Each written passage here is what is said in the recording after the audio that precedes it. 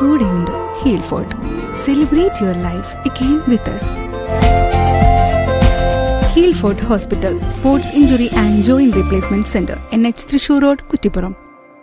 നമസ്കാരം. Kerala news on ടൈമിലേക്ക് സ്വാഗതം. BJP ഭരിക്കുന്നത് കേവലം ഹിന്ദുവിനോ മുസ്ലിമിനോ ക്രിസ്ത്യനോ അല്ലെന്നും പ്രധാനമന്ത്രി നടപ്പിലാക്കുന്ന എല്ലാ പദ്ധതികളും ഈ നാട്ടിലെ എല്ലാവർക്കും ആണെന്നും BJP ദേശീയ വൈസ് പ്രസിഡന്റ് AP അബ്ദുള്ളക്കുട്ടി പറഞ്ഞു. ഒയൂരിൽ BJP പൊന്മുണ്ടം മണ്ഡലം ശബരിമല വിശ്വാസ സംരക്ഷണ സമ്മേളനം ഉദ്ഘാടനം ചെയ്ത് സംസാരിക്കുകയായിരുന്നു അദ്ദേഹം. ഈ ശബരിമല നിന്നെ സംബന്ധിച്ച്, ശബരിമല കൊള്ളയെ സംബന്ധിച്ച് അതിശക്തമായ വികാരം നമ്മുടെ നാട്ടിൽ നിറഞ്ഞു കൊണ്ടുകയാണ്.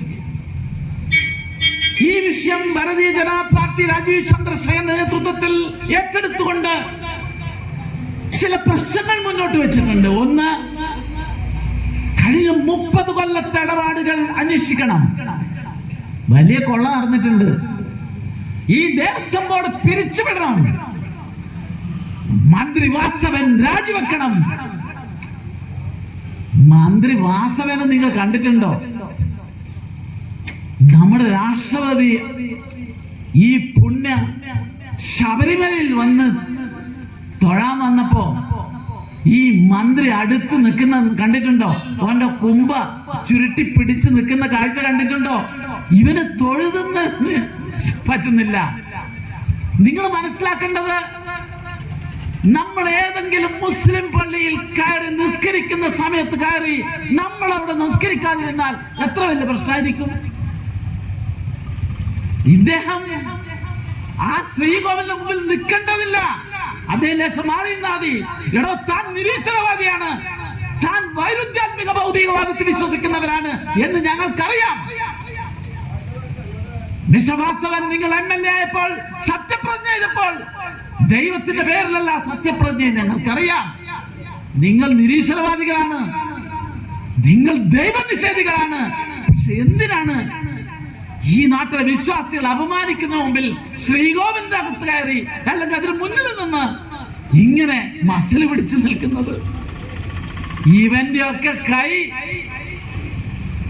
നാളെ പൊങ്ങും. എന്തിനാണെന്നറിയോ? ഈ ക്ഷേത്രങ്ങളിലെ പൊന്നു മുതലും മോഷ്ടിക്കുന്നതിന് വേണ്ടി വരും. ആ കൈ വെട്ടിമാറ്റാതെ കേരളത്തിലെ ക്ഷേത്രങ്ങൾ സംരക്ഷിക്കപ്പെടില്ല എന്നാണ് എനിക്ക് പറയാനുള്ളത്.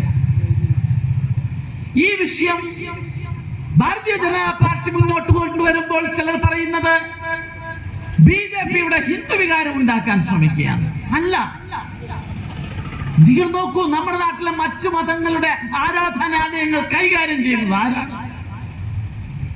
ആ മതത്തിൽപ്പെട്ടവരെ കൈകാര്യം ചെയ്യുന്നത് ഹിന്ദുക്കളുടെ ക്ഷേത്രങ്ങൾ ഒഴിച്ച് ബാക്കി എല്ലാ മതങ്ങളും അവരുടെ ക്ഷേത്രങ്ങൾ മര്യാദയ്ക്ക് കൊണ്ടു നടക്കുന്നുണ്ട്. ഈ മഹാഭാരതം ഹിന്ദു മതത്തിന്റെ പുണ്യഭൂമിയാണ്.